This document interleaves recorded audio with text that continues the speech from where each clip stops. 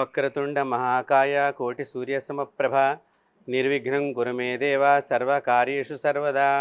ఓం గురుర్బ్రహ్మ గురుర్విష్ణు గురుదేవో మహేశ్వర గురు సాక్షాత్ పరర్బ్రహ్మ తస్మై శ్రీ గురవే నమః.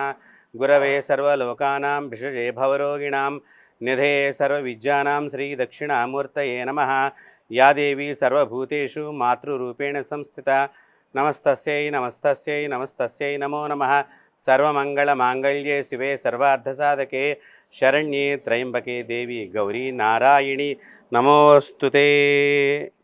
సమస్తమైనటువంటి సృష్టిలో దాగి ఉన్న అపరిమితమైనటువంటి శక్తి కలిగి ఉన్నటువంటి దేవత అయినటువంటి శ్రీ విజయ కనకదుర్గాదేవి యొక్క అమ్మవారి పాదపద్మాలకు తొలిగా నమస్కరిస్తూ, మా అమ్మా నాన్నలకు వారి పాదపద్మాలకు అనేక నమస్కారాలు తెలియచేస్తూ, మా గురుదేవులైనటువంటి శ్రీ శ్రీ శ్రీ మదభినవోద్దండ నరసింహభారతి మహాస్వామి వారి దగ్గర నుంచి సిద్ధేశ్వరానంద భారతి మహాస్వామి వారికి అందరి గురువుల పాదపద్మాలకు అనేక నమస్కారాలు ఘటిస్తూ, ఈ సృష్టిలో దాగి ఉన్న ఇంతమంది మాతృమూర్తుల్లో దాగి ఉన్న అపరిమితమైనటువంటి ఆ విజయ కనకదుర్గాదేవి శక్తికి మీ లోపల నా లోపల వెలుగొందుతున్నటువంటి ఆ శక్తికి అనేక నమస్కారాలు తెలియచేస్తూ, ఈరోజు చాలా విశేషమైనటువంటి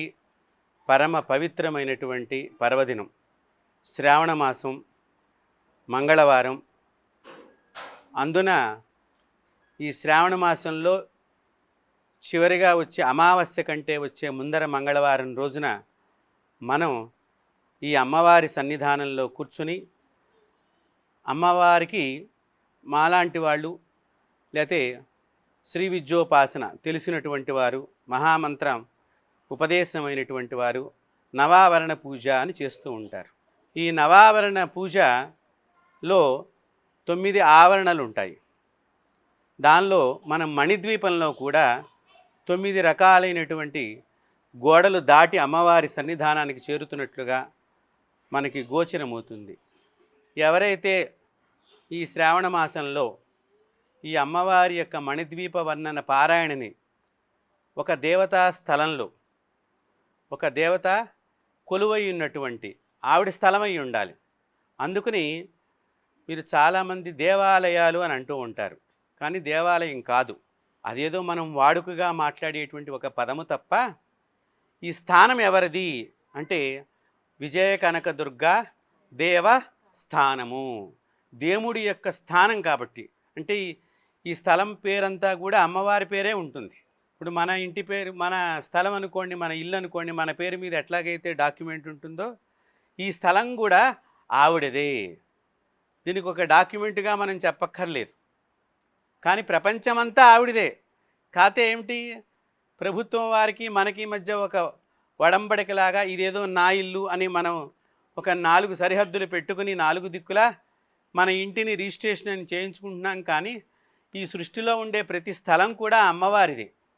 కాబట్టి అలాంటి అమ్మవారి యొక్క స్థానంలో కూర్చుని ప్రదోషకాల సమయంలో ముత్తైదువులందరూ కలిసి, అందుకనే నేను కొన్ని రంగులని ఈ చీరలు కట్టుకుని వస్తే బాగుంటుంది ముత్తైదువులందరూ కూడా అంటే, ఈ దేవస్థానానికి వచ్చేటువంటి కాలనీలో చుట్టుపక్కల వాళ్ళందరికీ ఆ యొక్క రంగుల్ని కట్టుకుని వచ్చినట్లయితే ఆ అమ్మవారు సంతోషపడుతుంది. అమ్మవారి యొక్క సంతోషమే మీ యొక్క సంతోషం, మీ సంతోషమే మీ భర్తల యొక్క సంతోషం. ఎక్కడ స్త్రీ పూజింపబడుతుందో, ఎక్కడ స్త్రీ గౌరవింపబడుతుందో, ఎక్కడ స్త్రీ నమస్కరింపబడుతుందో, ఎక్కడ స్త్రీకి విలువగా ఉంటుందో ఆ ప్రదేశం సర్వదేవతలు కూడా కొలువై ఉండేటువంటి ప్రదేశము అని వేదాలు ఘోషిస్తున్నాయి. అందుకనే సనాతనమైనటువంటి హిందూ ధర్మంలో స్త్రీకి బాలపూజ దగ్గర నుంచి మొదలు పెడితే పండు ముత్తైదు కూడా పెద్ద ఆది దంపతుల కింద కూర్చోబెట్టి మనం పూజ చేసేటువంటి కన్నె ముత్తైదు ఉన్నది, మధ్యలో పెద్ద ముత్తైదు ఉన్నది, బాలముత్తైదు కింద మనం బాలా త్రిపుర సుందరిగా. కానీ పురుషుడికి ఎక్కడా లేదు. ఆ భార్య ఉన్నప్పుడే ఏదో దంపతి పూజ అని చెప్పి ఆ భార్యతో కలిపి పూజ చేయడమే తప్ప ప్రత్యేకించి పూజ అంటూ పురుషుడికి ఎక్కడా లేదు. స్త్రీలకు ఉన్నట్లుగా ప్రత్యేకించి ఒక చోట ఉన్నది, అది కూడా వటువు అంటారు. అంటే పెళ్లి కాకుండా చిన్న వయసులో ఉన్న బ్రాహ్మణ పిల్లల్ని కూర్చోబెట్టి సుబ్రహ్మణ్యేశ్వర స్వామి స్వరూపకంగా ఆ బ్రాహ్మణ్ణి పూజ చేసి సుబ్రహ్మణ్య తత్వంగా అతన్ని ఆరాధన చేసి అతనికి మనకు ఇష్టమైనటువంటి కూడా ఆయనకి ఇవ్వటాన్ని అక్కడ ఒక కార్తికేయ స్వరూపంగా భావన చేసేటువంటి పూజే తప్ప ఇంకెక్కడా కూడా లేదు. కానీ స్త్రీలకు అలా లేదు. చూడండి, వేదము అనాదిగా ఎన్నో కోట్ల సంవత్సరాలకు ముందరగానే మన శాస్త్రాలు మన ధర్మాలన్నీ కూడా అది ఎవరూ రచించినవి కాదు. అలా సృష్టిలో అలా శబ్ద తరంగాల ద్వారా మనకు ఉద్భవించినాయి. దాని ఋషులు అందరూ కూడా ఔపాసన చేశారు. ఔపాసన అంటే ఏమిటి? ఎక్కడా లిఖించలా, వారి యొక్క మస్తిష్కంలోనే దాచిపెట్టారు ఆ శక్తిని అంతటినీ కూడా. తదనంతరం వారి యొక్క శిష్య బృందానికి వారి శిష్యులు అలాగా ఈ రోజు దాకా మనందరికీ కూడా ఈ మంత్రాలన్నీ కూడా తెలుస్తున్నాయి అంటే ఆ ఋషి పరంపరకి మనం ముందరగా తొలిగా నమస్కరించాలి. అందుకనే మనందరి చేత అంటే ఏంటి? మగవాళ్ళైనా సరే ఆడవాళ్ళైనా సరే అందరి చేత గౌరీదేవి స్మరణం చేయిస్తారు. తొలిగా అసలు నిజంగా చెప్పాలి అంటే మనం ప్రతిరోజు ఆడపిల్లగా ఎవరైతే ఉద్భవించారో వాళ్ళందరూ కూడా గౌరీదేవి స్మరణం చెయ్యాలి అని శాస్త్రాలు ఘోషిస్తున్నాయి. ఈ గౌరీ స్మరణం దేనికి? గౌరీ స్మరణం చేయటం వలన కలిగేటువంటి శక్తి, దాని యొక్క లాభాలు అంటే మీ భాషలో చెప్పాలంటే మనకు లాభం వస్తుందంటే కానీ ఏది పనిచేయలేనిటువంటి పరిస్థితి అయిపోయింది కలియుగం అంతా కూడా. దానివల్ల మహత్వం ఏమిటి? సంస్కృతంలో మహత్వం అంటారు, తెలుగులో లాభము. కాబట్టి ఆ మహత్వం ఏమిటి ఈ గౌరీ పూజ వలన అంటే చాలామందికి గౌరీ అనే శబ్దము పెళ్లి మండపం దగ్గర బాగా వినిపిస్తూ ఉంటుంది. మనకు అక్కడ ఒక గౌరీదేవి పూజ కింద పూర్వకాలంలో ఆ గౌరీ పూజ చెయ్యాలంటే చాలా భక్తి భావనగా గోచి పోసుకుని స్త్రీలు ఆ ప్రదేశంలో ఒక పెద్ద ముత్తైదును కూర్చోపెట్టి చక్కగా ఆ అమ్మవారికి మంత్రాలని చదువుతూ తన గురువుగారి దగ్గర నేర్చుకున్నటువంటి మంత్రాన్ని ఆ కూతురికి ఉపదేశం చేస్తూ ఆ గౌరీదేవిని చక్కగా అర్చన చేయిస్తూ ఉంటుంది ఆ తల్లి. ఇప్పటి కాలంలో అది సంభవించటం లేదు. అదే మాకు పెద్ద బాధగా కనిపిస్తున్నది. గౌరీ పూజని మనము ఒక వేడుకగా చేస్తున్నాము. ఏదో రకరకాలైనటువంటి వస్త్రధారణ, రకరకాలైనటువంటి గాజుల ధారణ, మనం ఇది ఎంతసేపు ఆ గౌరీదేవి పూజ చేసేటప్పుడు మన యొక్క వస్త్రాలు ఈ గాజులు మనం అలంకారం అంతా పడిందా అనేటువంటి భావన తప్ప నిజంగా గౌరీదేవి మీద మాత్రం ఎవరికీ మనసు ఉండటం లేదు. ఎవరికైతే గౌరీదేవి యందు మనసు సరిగ్గా లగ్నం కాదో వారి భర్తకు ఆయుష్లో కొన్ని ఉపద్రవాలు సంభవించే అవకాశం ఉంటుంది. భవిష్యత్ పురాణంలో వేదవ్యాసుల వారు ఇవన్నీ కూడా రచన చేసి ఉంచారు. దాన్నే కాలక్రమంలో కాలజ్ఞానం కింద పోతులూరు వీరబ్రహ్మం గారు, ఆయన పెద్ద గురువు గారు, అంటే సిద్ధపురుషులు వాళ్ళందరూ కూడా, ఒక శంకరాచార్యులు వారు, ఒక రామానుజాచార్యులు వారు, ఒక మంత్రాలయం రాఘవేంద్ర స్వామి వారు, అలాగే ఒక మధ్వాచార్యులు వారు, వీళ్ళందరూ కూడా సిద్ధపురుషులు. ఈ ప్రపంచాన్ని మళ్ళీ తిరిగి గొప్పతనాన్ని ప్రపంచానికి చాటి చెప్పడంలో వాళ్ళు మహోన్నతమైనటువంటి శక్తిని ఆ అమ్మవారి పాదాల దగ్గర నుంచి తీసుకొచ్చి ఈ రోజు దాకా శంకరాచార్యుల వారి పేరు నిలబడి ఉన్నది అంటే వారు సత్యాన్నే చెప్పారు, ధర్మాన్నే ఆచరణ చేశారు. ధర్మం ఎలా రక్షింపబడుతుంది అంటే మనం పాటిస్తే రక్షింపబడుతుంది, మనం ఆచరిస్తే మన పిల్లలు దాన్ని ఆచరిస్తారు. మనం ఆచరించకుండా దాన్ని మనం అందరికీ చెబుతూ ఉంటే దానివల్ల ఉపయోగం లేదండి. మనం ఆచరించాలి. అందుకనే నేను మీ అందరికీ కూడా అందరూ కూడా సంప్రదాయ వస్త్రధారణగా చక్కని చీరను ధరించి రావాలను అని మీ అందరికీ కూడా మెసేజ్ ద్వారా సందేశాన్ని అందించడం జరిగింది. చాలామంది ఈ మంగళగౌరీ వాయనం, అదే గౌరీ వాయనం అంటే ఏమిటనుకున్నారు? ఇక్కడ 16 రకాలైనటువంటి పదార్థాలన్నీ కూడా అమ్మవారికి సమర్పణ చేస్తాం. దానిలో తొలిగా పసుపు, కుంకుమ, అలాగే అమ్మవారికి తాంబూలం, ఆ తాంబూలంలో దక్షిణ లేకుండా ఎవరికి తాంబూలం ఇవ్వకూడదు. కాబట్టి ఆ దక్షిణ, అమ్మవారికి ఇష్టమైనటువంటి పుష్పము, అమ్మవారికి ఇష్టమైనటువంటి గాజులు, అమ్మవారికి ఇష్టమైనటువంటి నల్లపూసలు, నాంతాడు, కాటుక, అద్దము, అన్నిటికంటే ముఖ్యంగా వస్త్రము, దాంతోపాటు పండు, తమలపాకు, పసుపు కొమ్ము. గౌరమ్మని పసుపు కొమ్ము కింద భావన చేస్తారు కొన్ని ప్రాంతాల్లో వారు. కాబట్టి పసుపు కొమ్ము, అన్నిటికంటే ముఖ్యంగా ఆడవాళ్ళు కడుపు చల్లగా ఉండాలనే ఉద్దేశ్యంగా ఈ గౌరీదేవి చాలా కోరుకుంటుందిటండి. ఈ గౌరీదేవి సంతానాన్ని కాపాడేటువంటి దేవతల్లో ప్రధానమైనటువంటి భూమిక ఈ గౌరీదేవి. అందుకనే కడుపు వచ్చినటువంటి ఆడవాళ్ళకి పుట్టింటి దగ్గర నుంచి చలిమిడి తీసుకొచ్చి పెడతారు. అందుకని ఆ అమ్మవారికి ఇక్కడ మనం చలిమిడి కూడా ఇలా 16 రకాలైనటువంటి సౌభాగ్యమైనటువంటి ద్రవ్యాలని ఆ అమ్మవారికి పరదేవతకు అపరాజిత మహాసింహాసనేశ్వరి, ఆవిడ సింహాసనం ముందర ఏ సింహాసనాలు పనికిరావు, ఆవిడ ముందర ఎవరము కూడా పనికిరాని వాళ్ళం. పరమేశ్వరుడు కూడా పక్కన నిలబడతాడు అమ్మవారి దగ్గర. అత్యంతమైనటువంటి శక్తి కలిగినటువంటి ఆ మాత ఈ ప్రపంచంలో ఒక తల్లిగా ఉద్భవించడానికి ఇంతమంది మాతృమూర్తులు నా ఎదురుగుండా ఇవాళ నాకు దర్శనమిస్తున్నారంటే ఎక్కడో గౌరమ్మ లేదు, ఇంత రాసియే ఈ గౌరమ్మ. కాబట్టి ఈ గౌరీదేవిని మేము ఎలా చూడాలనుకుంటున్నాము? లోపల గర్భగుడిలో అమ్మవారు ఎలాగైతే చక్కగా ఆభరణాలన్నీ ధరించి పసుపు కుంకుమ వస్త్రధారణ సంప్రదాయ వస్త్రధారణ పూలను ఎలా ధరించి కనిపిస్తుందో ఈ బయట ఉన్న గౌరమ్మలు కూడా ఆ మాదిరిగా మనకి దర్శనమిస్తే, ఎప్పుడైతే చక్కగా కంటికి మంచి చూపు కనిపిస్తుందో దర్శనమిస్తుందో కంటికి, ఆ దర్శనం వలన వారి జీవితం గొప్పగా వెలుగొందుతుంది. భవిష్యత్ పురాణంలో వేదవ్యాసులు వారు రాసిన దాని కాలజ్ఞానంలో బ్రహ్మంగారు చెప్పారు ఏమని? కలియుగంలో 72,000 పుట్టల గాజులు తెగి కింద పడిపోతాయి. ఆ దోషాన్ని మేము మాన్పాలి. ఒక గురువుగా మా గురువుగారు మాకు ఉపదేశం చేశారు ఏమని? నీవు బతికున్నంత వరకు నీ శక్తి కొలదికి సుమంగళీలందరికీ కూడా ఈ పసుపు కుంకుమ కనీసం అవి రెండన్నా కూడా పంపిణీ చేస్తూ ఉండు ఎల్లప్పుడూ కూడా. అంటే ఏమిటి? ఇక్కడ మనం ఏం కోరుకుంటున్నాము? సృష్టిలో తల్లులు బాగుండాలి, ఈ జగత్తులో అమ్మలందరూ సంతోషంగా ఉండాలి, వారి భర్తతో వారు సౌఖ్యంగా సుఖంగా ఆనందంగా ఉండాలి. దీనిలో పరమార్థం కనుక మనం చూచినట్లయితే శనగల్ని కూడా పెడతాం గౌరీదేవికి. ఈ శనగలు దేనికి? చాలామంది వాయనం ఇస్తూ ఉంటారు అందరూ కూడా. మంగళగౌరి వాయనం అంటే, లేకపోతే శ్రావణ మాసంలో ముత్తైదులందరూ వరలక్ష్మి వ్రతం చేసుకుని ఈ శనగలు కూడా కలిపి పెడుతూ ఉంటారు. ఈ శనగలు బుద్ధిని ప్రచోదితం చేస్తాయి, గురువుకి ప్రీతికరమైనటువంటిది. ఈ శనగల్ని నైవేద్యంగా చేసి ఎవరైతే దాన్ని భక్షణ చేస్తారో స్వీకరిస్తారో వారి పిల్లలకి సద్బుద్ధి కలిగి పిల్లలకి తల్లిదండ్రులకి మధ్య చక్కని ప్రేమ వాతావరణం కలుగుతుంది. అందుకనే పిల్లలు మాట వినటం లేదు అంటే గురువుగారి యొక్క అనుగ్రహం మీ మీద లేనట్లు లెక్క. గురువుగారంటే మీరు మంత్రం తీసుకున్న గురువుగారు కావచ్చు, మీ జాతకంలో గురువు అనేటువంటి ఒక గ్రహం ఉంటుంది, బృహస్పతి అంటాం. అలాగే శుక్రుడు కూడా ఉంటాడు, ఆయన కూడా ఒక గురువే. దైత్యులకు ఒక గురువు, దేవత ఒక గురువు. ఈ ఇద్దరు గురువుల యొక్క అనుగ్రహం మనకు ఉండాలి.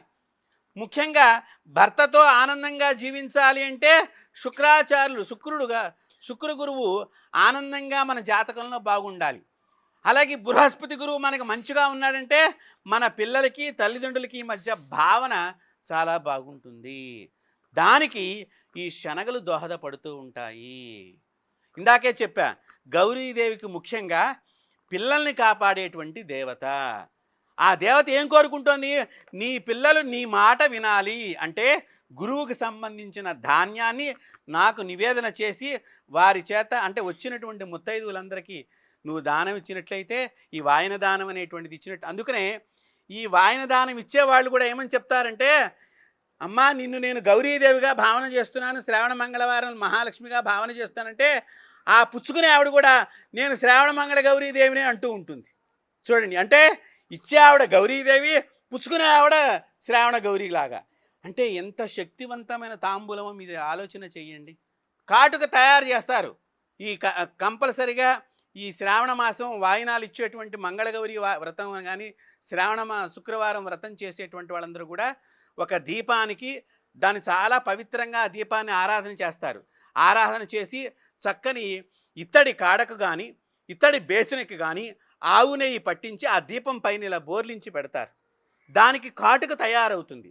ఆ కాటుకని ఎవరైతే కళ్ళకి పెట్టుకుంటారో ఈ కళ్ళకి చెవులకి ఈ ముక్కుకి కలిసే రంధ్రాల దగ్గర రకరకాలైనటువంటి రోగాలన్నీ కూడా మనకు వస్తాయి. మొట్టమొదటిగా వచ్చే రోగాలు అక్కడి నుంచే వస్తాయి.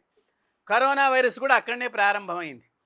అందుకని అందరికీ గొంతులో పరీక్ష ముక్కులో పరీక్ష నడిచింది కరోనా వైరస్ అప్పుడు. ఇప్పుడు ఎవరు కాటుక పెట్టుకోవటం లేదు. పెట్టుకుంటే నల్లగా అయిపోయింది, కిందకు పాకింది, పక్కకి జరిగింది అనే భావన ఉన్నది. అంటే కంటి చూపుని పెంపొందించేది ఆవు నెయ్యి. చక్కని పవిత్రమైనటువంటి ఆవు నెయ్యి, పత్తి కలిపినటువంటి ఒత్తి వేసినటువంటి దీపం అగ్నిదేవుడు వెలుగుతూ ఉంటే పైన ఈ ఇత్తడి బేసన కనుక బోర్లించినట్లయితే దానికి ఆవు నెయ్యి రాస్తే మంచి కాటుక పడుతుంది. మీరు అది కనుక రాసుకున్నట్లయితే మీకు తెలుసో తెలియదో పూర్వం కళ్ళల్లో ఏదన్నా ప్రాబ్లం ఉన్నప్పుడు పేరు నెయ్యి రాసేవాళ్ళు. ఏదన్నా ఇసుక రేణువులు పడ్డా, ఏదన్నా లోపల పురుగు పాకినా కంట్లో ఆ పేరు నెయ్యి రాస్తే కొంచెం సేపటికి ఆ కరిగిపోయి కంటికి వేడి ఎక్కువ. 3 చోట్ల వేడి ఉంది మన శరీరంలో. జఠరాగ్ని, పొట్టలో అగ్నిదేవుడు అగ్ని ఉన్నది, హృదయాగ్ని. ఈ అగ్ని ఏం చేస్తుంది? మనకి తిన్న ఆహారాన్ని అంతటినీ కూడా అరగొడుతూ ఉంటుంది. భోజనం చేసిందంతా కూడా ఇక్కడ అరిగిపోతూ ఉంటుంది ఇక్కడికి వచ్చేసరికల్లా. హృదయాగ్ని, ఈ హృదయం అగ్ని ఎట్లా ఉంటుందిట? ఎవరికైనా ఏదన్నా మనకు లేకపోతే వాళ్ళకు ఉంటే అది లోపల బాధిస్తూ ఉంటుంది మనం తెచ్చుకునేదాకా. అందుకనే హృదయాన్ని చాలా జాగ్రత్తగా కాపాడుకోవాలి. గుండె జబ్బులన్నీ అందుకునే వస్తున్నాయి. నేత్రాగ్ని, ఈ కళ్ళల్లో అగ్నిదేవుడు ఉంటాడు. అందుకనే ఈ పేరు నెయ్యి రాగానే నెయ్యి కరిగిపోతుందండి. మీరు బాగా గుర్తుపెట్టుకున్నట్లయితే ఇప్పుడు వాళ్ళకి ఇవన్నీ కూడా విషయాలు తెలియవు. పెద్ద పెద్దగా అలాంటి వాళ్ళందరికీ తెలుస్తూ ఉంటాయి. వయసులో పెద్ద ముత్తైదులు ఇక్కడ కొంతమంది ఉన్నారు, వాళ్ళకి మాత్రమే తెలుస్తాయి ఈ విషయాలన్నీ కూడా. కాబట్టి ఇంత గొప్పదైనటువంటి వాయినాన్ని ఏ మాతృమూర్తి అయితే స్వీకరిస్తుందో అందున అలాంటివన్నిటినీ కూడా ఎక్కడైతే ఒక పవిత్రమైనటువంటి ప్రదేశంలో ఒక నవావరణకు సంబంధించినటువంటి మంత్రాలతో కూడుకున్నటువంటిది ఏదైతే ఉన్నదో మణిద్వీపవర్ణన అనేటువంటిది, ఆ మణిద్వీప పారాయణ సమయంలో మనం పుచ్చుకున్నట్లయితే మనం కూడా చక్కగా అమ్మవారి లోకంలో మణిద్వీపంలో ఉన్నట్లుగా మీరందరూ భావన చెయ్యాలి. ఇప్పుడు మీరందరూ మణిద్వీపంలో ఉన్నారు, మధ్యలో అమ్మవారు ఉన్నది. ఏదో నేను ఆ కింద ఏదో అమ్మవారి పాదాల దగ్గర అక్కడ కూడా గురుమూర్తి అనే అమ్మవారి శబ్దం వస్తుందిగా. ఆ గురుమూర్తి శబ్దంలో మా గురువుగారు నన్ను అక్కడ తీసుకెళ్ళి కూర్చోబెట్టారు. ఇంతమంది మణుల మధ్య అమ్మవారు వెలుగొందుతూ ఉంటే ఒక్కసారి మీరు కళ్ళు మూసుకుంటే నేను ఇక్కడ కూర్చున్నప్పుడు నాకు అమ్మవారి యొక్క వెండి పాదాలు కనిపించినాయి. ఈ ప్రవచనం మొదలుపెట్టే ముందర ఈ రోజున అంటే ఏ భావన అయితే మనం చేస్తూ ఉంటామో ఆ భావనని మన లోపల అమ్మవారు వెలుగొందింపజేస్తూ ఉంటుంది. రకరకాలైనటువంటి ఆ శక్తి ఎవరి చేతుల్లో ఏ విధంగా ఎలా సంభవిస్తుంది అనేది ఎవరికీ తెలియదు. కొంతమంది అనుకుంటారు వాయినం తీసుకుని వెళ్ళిపోదాము అనుకుంటారు, కొంతమంది పారాయణం చేసి వెడదామనుకుంటారు, కొంతమంది అసలు అమ్మవారి దగ్గరే కాసేపు గుడి మూసేసేదాకా మనం గుడికి తాళాలు పెట్టేదాకా అక్కడే ఉందాము అనుకుంటూ ఉంటారు. ఎవరి అమ్మవారి శక్తి ఎంత తీసుకెళ్ళాలనుకుంటారో వారి బుద్ధిని బట్టి ఆ శక్తి వారి దగ్గరికి అంతా సంప్రాప్తమవుతుంది. ఇప్పుడు మీరందరూ కూడా మణిద్వీపంలో ఉన్నారు. ముత్యాల గోడలు, పగడాల గోడలు, కెంపుల గోడలు, వజ్రాల గోడలు, ప్రాకారాలు, ఇవన్నీ కూడా ఈ ప్రాకారాలు మళ్ళీ సీసపు ప్రాకారము, బంగారపు ప్రాకారము, రజిత ప్రాకారము, తామ్ర ప్రాకారము, ఇవన్నీ దాటెడితే వజ్రిణి వామకేశ్వరి ఆ వజ్రాల ఆభరణాలన్నీ పెట్టుకుని చక్కగా సదాశివుడనే పలక మీద పరమేశ్వరుడు పడుకుంటే ఆ పలక లాంటి సదాశివుడి యొక్క నాభి మీద ఆవిడ కూర్చుంది అంటే ఎంత శక్తి లేకపోతే మీరు ఎక్కడైనా చూడండి, అమ్మవారి మీద అయ్యవారు కూర్చున్నట్టుగా ఎక్కడన్నా ఉన్నదా? కానీ అయ్యవారి మీద అమ్మవారు కూర్చున్నట్టుగా చాలా చోట్ల ఉంటుంది. ఓ లక్ష్మీ నరసింహస్వామి ఒళ్ళో కూర్చోబెట్టుకున్నాడు, ఓ లక్ష్మీనారాయణుడు ఒళ్ళో కూర్చోబెట్టుకున్నాడు. సాక్షాత్తు సదాశివుడు కూడా ఆ అమ్మవారిని తన యొక్క పొట్ట మీద కూర్చోబెట్టుకున్నాడు. అంటే అమ్మల కన్నా అమ్మ, ముగురమ్మలకు మూలపుటమ్మ, చాలా పెద్ద అమ్మ. కాబట్టి అలాంటి పెద్దమ్మని ఎక్కడ కూర్చోబెట్టుకోవాలట? మన శరీరం ఆవిడ పాదాల దగ్గర పెట్టాలి. అమ్మ నువ్వు నా శరీరం మీదనే కూర్చో, నా జన్మ ధన్యం అవుతుంది. కాబట్టి ఇది మనం తెలుసుకోవాల్సింది. గజేంద్ర మోక్షం అంటే చాలామందికి ఇప్పుడు రాబోయే వినాయక చవితి పండగ చూడంగానే చాలామంది అమ్మలు అనుకుంటూ ఉంటారు ఈ వినాయకుడు పండగ చెయ్యాలి, పండగ చెయ్యాలి, పండగ చెయ్యాలని. కానీ వినాయకుడి యొక్క మహత్యాన్ని పిల్లలకి చెప్పాలండి. పిల్లలందరి చేత ఈ పత్రాలన్నీ కూడా తీసుకొచ్చేటట్టుగా మీరు తయారు చెయ్యాలి. అప్పుడు వాళ్ళకి వ్యాధులు తొలగిపోతాయి. శ్రావణ మాసం అందుకనే గౌరీదేవి బోధిస్తుందిట, నీ పిల్లలకి వ్యాధులు పోగొట్టేటట్టుగా చేయి. నా పిల్లవాడు ఎలాగైతే మరణాన్ని జయించి పునర్జీవుడై మళ్ళీ లోకనాయకుడయ్యాడో, గణాధ్యక్షుడయ్యాడో, నీ పిల్లలు కూడా ఒక్కొక్కళ్ళు కూడా గణాధ్యక్షులుగా మారాలి అని చెప్పి శ్రావణ మాసంలో వచ్చి గౌరీదేవి అందుకుని వచ్చింది. ఒక నెల ముందరగానే అమ్మవారు ఎందుకు వాయినం తీసుకుందిట? గణాధ్యక్షుడు లాంటి పిల్లవాడిని కంటానికి. మీరు ఆలోచన చేయండి. ఆ పిల్లవాడు వచ్చిన తర్వాత ఏం చేస్తుంది?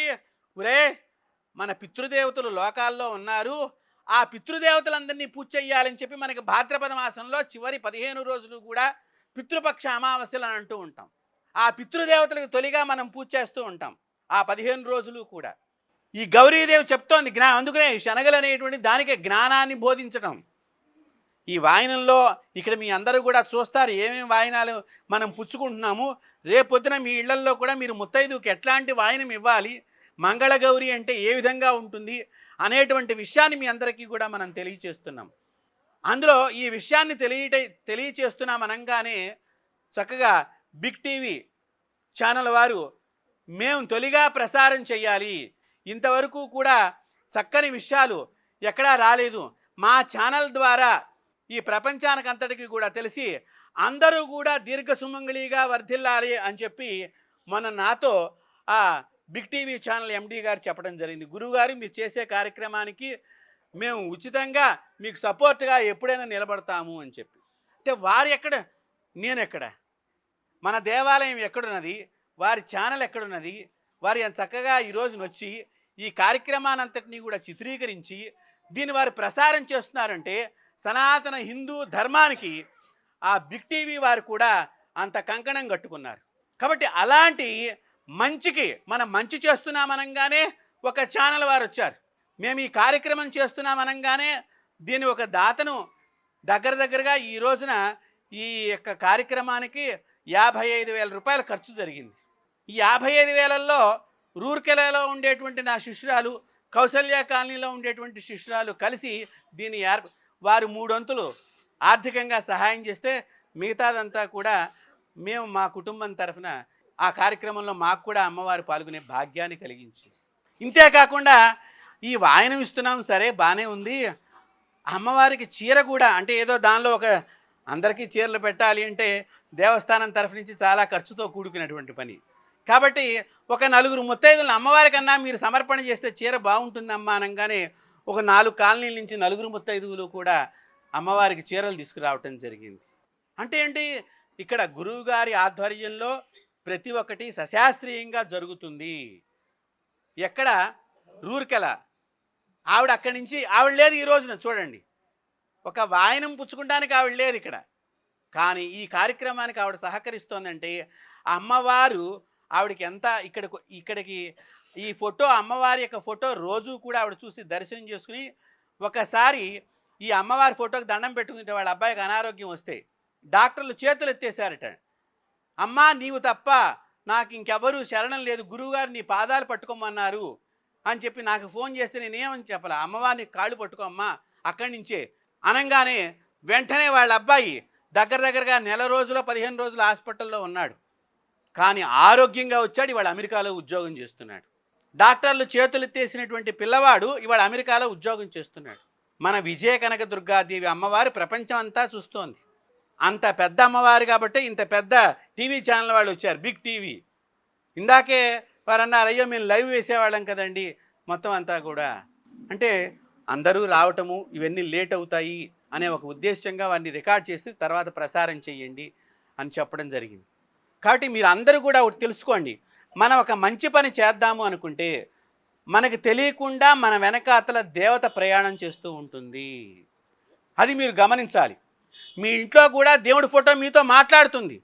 మా ఇంట్లో దేవుడు నాతో మాట్లాడతాడు, ప్రతిరోజు మాట్లాడతాడు. ఎలా మాట్లాడతాడు, ఏ విధంగా మాట్లాడతాడు? నేను ఈ కార్యక్రమం చేద్దామనుకుంటే ఎక్కడెక్కడ వాళ్ళు దానికి కావాల్సినవన్నీ ఇస్తున్నారంటే అది మాట కాదా? మేము అయోధ్య రాముడి యొక్క అక్షింతలు పంచాలి అంటే ఓ 4 శిష్యులు వచ్చారు, టకటకా అన్ని కాలనీలకి పనిచేశారు. మొన్న దత్తయాగం చేశాం, 3 రోజుల పాటు యాగం చేశాం. కొత్త వైరస్ వస్తుంది, అప్పుడే టీవీలో ప్రసారం అవుతోంది. 3 రోజులు ఇక్కడ యాగం చేశాం. 3 రోజులు పొద్దున్న రాత్రి అందరికీ భోజనాలు పెట్టాం, ఆ వైరస్ ప్రభావాన్ని తగ్గించాలి అని చెప్పి. అలాగే కాలజ్ఞానంలో కానీ భవిష్యత్తు పురాణంలో కానీ రకరకాల వ్యాధులన్నీ కూడా ఈ కలియుగంలో సంభవిస్తాయి. ఈ 18 సంవత్సరాలు అంటే ఆల్రెడీ ఒక 5 సంవత్సరాలు నడిచిపోయి ఉన్నాయి, ఇంకా 11 సంవత్సరాలు ఉన్నాయి. ఈ 11 సంవత్సరాలు మనుషులందరూ చాలా జాగ్రత్తగా ఉండాలి. సంవత్సరానికి ఒక వైరస్ బాధలాగా ఉంటుంది ప్రపంచానికి. పాపపు గ్రహాల యొక్క వీక్షణ జ్యోతిష్య శాస్త్ర ప్రకారం మంచి గ్రహాలు నడవటం లేదు. కాబట్టి రకరకాల వైరస్ వ్యాధులన్నీ సంభవిస్తున్నాయి. కాబట్టి ఇవన్నీ ఆ చెడంతా తొలగిపోవాలి. బ్రహ్మంగారి కాలజ్ఞానంలో 72,000 పుట్టలు గాజులు తెగి పడిపోతాయి అంటే ఎంత బాధాకరమైన విషయం ఆలోచన చేయండి. ఆ స్త్రీకి భర్త లేకపోతే ఆ స్త్రీ యొక్క జీవితము, ఆ కుటుంబము ఏమైపోతుందో ఆలోచన చేయండి. ఎదురుగుండా సంపాదించకపోయిన మొగుడున్నా కూడా స్త్రీ ఎంతో ఆనందపడుతుందండి. స్త్రీ అల్ప మనస్సు, చాలా చిన్నదానికి కూడా చాలా ఎంతో ఆనందపడిపోయే లక్షణం స్త్రీలకు ఉన్నది. అంటే ఏంటి? మీది స్వచ్ఛమైన, సత్యమైన, నిజమైన మనసు మీకున్నది. అందుకని ఆడవాళ్ళు కనుక పూజను చేపడితే వారి ఇల్లు ఎప్పుడూ కళకళలాడుతూ ఉంటుంది. నాకు ఇంక్రిమెంట్ పెరిగిందని మీ వారు చెప్పారనుకోండి, మీ పూజా ఫలితమే. మీ వారు ఒక ఇల్లు కన్నారనుకోండి, అది మీ పూజా ఫలితమే. బంగారం కొన్నా, మీ అబ్బాయి మంచిగా చదువుకున్నా, మీ అబ్బాయి ఇతర దేశాల్లో బాగా సంపాదిస్తున్నా, మీ అబ్బాయిలకి చక్కగా ఉద్యోగాలు వచ్చినా, మంచి చదువులు వచ్చినా, ఆ తల్లి, ఆ ఇంటి యొక్క గృహిణి యొక్క గొప్పతనమే తప్ప మరొకటి కానే కాదు. ఎందుకంటే ఆ తల్లి కన్నప్పటి నుంచి అలాగా కనకృతమే చలివిడి పెట్టించుకుంది. సీమంతం దగ్గర చక్కగా చేతి నిండా గాజులు వేసి 3 చలిమిడి ఉండలు, పుట్టింట్లో నిద్ర చేసినటువంటి చలిమిడి, బెల్లంతోనో పంచదారతోనో చక్కగా బియ్య పిండి కొబ్బరి ముక్కలు అన్నీ వేసి తయారు చేసినటువంటి చలివిడి ఇంటి దగ్గర నిద్ర చేసి ఆ యొక్క గర్భిణీ స్త్రీకి గర్భం లోపల ఉన్నప్పుడు ఆ శిశువు చల్లగా ఉండాలి అని చెప్పి ఒడిలో తీసుకొచ్చి ఆ తల్లి పెడితే మళ్ళీ ఈ కడుపుతో ఉన్నటువంటి ఆ కూతురిట పుట్టింట్లు చల్లగానే అమ్మకు ఒక ముద్ద ఇస్తుంది. మళ్ళీ నా పుట్టిల్లు చల్లగా ఉండాలి, నా అత్తిల్లు చల్లగా, నా అత్త కడుపు చల్లగా, అమ్మ కడుపు చల్లగా, నా కడుపు చల్లగా. అందుకని 3 ముద్దల చలివిడి. అందుకని మనం కూడా ఈ వాయనంలో ఈ చలివిడి పెట్టడం జరిగింది. కాబట్టి ఇలాంటి ఆ శక్తివంతమైన మంగళగౌరి వాయనానికి నేనేదో ఒక గ్రూప్లో మెసేజ్ పెడితేనో, ఆ గ్రూప్ నుంచి కొంతమంది మెసేజ్లు పంపిస్తేనో మీరు రాలేదు. మీకు గౌరీదేవి యొక్క అనుగ్రహం ఈరోజు ఉంటేనే రాగలుగుతారు. కొన్ని వందల గ్రూప్స్కి మెసేజ్ వెళ్ళింది, అంతమంది వస్తారా? ఎవరికి గౌరీదేవి యొక్క అనుగ్రహం ఉంటుందో, ఎవరికి గౌరీదేవి యొక్క పదార్థాన్ని స్వీకరించాలని వారి జాతకంలో ఈరోజు రాసి ఉన్నదో, లిఖింపబడి ఉన్నదో, వారికి మాత్రమే ఇది లభిస్తుంది. అందుకని మీ అందరికీ కూడా ఎప్పుడూ కూడా మీరందరూ కూడా దీర్ఘసుమంగళిగా వర్ధిల్లాలి. అసలు ఈ వాయనం ఇవ్వటంలోనే అది. మీరు దీర్ఘసుమంగళిగా వర్ధిల్లి మీ కుటుంబం అంతా కూడా సౌఖ్యము, ఆనందము, సుఖము, ఆరోగ్యము, తర్వాతే మిగతావన్నీ కూడా అవన్నీ సంప్రాప్తం కావాలి. పసుపు బొట్టు కనుక పెట్టుకున్నట్లయితే థైరాయిడ్ రాదు. అసలు ఇక్కడ బొట్టు పెట్టుకున్నట్లయితే మనం అందరం చాలామంది కూడా ఈ టిక్లీలు పెట్టుకుంటున్నారు. దయచేసి అవి విసర్జన చేస్తే చాలా మంచిదమ్మా. థైరాయిడ్ అనేటువంటిది వస్తుంది వాటి వలన. ఆవు నెయ్యి రాసుకుని, అమ్మవారు చెప్పినట్లుగా ఆవు నెయ్యి రాసుకుని దానికి చక్కగా పసుపుతో తయారు చేయబడిన కుంకం పెట్టుకున్నట్లయితే ఈ మెదడు లోపల చాలా శక్తి ఉద్భవిస్తుంది. థైరాయిడ్ గ్రంథి ఉత్పత్తి కాకుండా, అంటే సమానంగా ఉంటుంది, ఎక్కువ పెరగదు, తక్కువ కాకుండా ఉంటుంది. ఇవాళ రోజున ఏమి అనారోగ్యాలంటే ఆడవాళ్ళకి, ఇదివరకు 10 మంది పిల్లల్ని కన్నావిడ కూడా చక్కగా మనవాళ్ళు వచ్చేసరికి వేసంకాలంలో రకరకాల పిండి వంటలు చేసి ఆ మనవాళ్ళకి పెట్టేటువంటి స్త్రీ ఇవాళ తను ఆహారం వండుకుంటానికి అంత బలహీనమైనటువంటి అయిపోయింది. అంటే శాస్త్ర ధర్మాలను విసర్జించటమే ముఖ్యంగా తెలుసుకోవలసింది. అందరూ ఆడవాళ్ళు 3 పాయలు జడ వేసుకుంటారు. 3 పాయలు తీసి జడ వేసుకుంటారు కదండి. లక్ష్మి, సరస్వతి, కాళి, ఆ 3 కూడా, మహాలక్ష్మి, మహాకాళి, మహాసరస్వతి. అంతేకాదు అవి 3 నదులు. కానీ బయటికి ఎన్ని నదులు కనిపిస్తాయి, ఎన్ని పాయలు కనిపిస్తాయండి? 2 కనిపిస్తాయి. ఒకటి కాళి, ఒకటి లక్ష్మి కనిపిస్తుంది. సరస్వతి అంతర్వాహినిగా ఎవరికి కనిపించకుండా ప్రవహిస్తుంది మనకి త్రివేణి సంగమంలో. అలాగే మీ జుట్టు లోపల కూడా సరస్వతీదేవి అంతర్వాహినిగా ఉంటుంది. మనం అనుకుంటున్నాం ఏదో 3 పాయలు తీసి జడ వేసుకుంటున్నాం, కానీ 2 పాయలే కనిపిస్తున్నాయి కదా. మరి 3వ పాయ ఎక్కడికి వెళ్ళిపోయినది? ఆలోచన చేయండి. పవిత్రమైనటువంటి నదీ స్వరూపాలు మీరు. అందుకనే ఎక్కడ స్త్రీ గౌరవింపబడుతుందో, ఎక్కడ స్త్రీ పూజింపబడుతుందో, ఎక్కడ స్త్రీకి నమస్కారం జరుగుతుందో అక్కడ సర్వదేవతలు ఉంటారు. అక్కడ దయచేసి మీరందరూ కూడా జడలు వేసుకోవాలండి.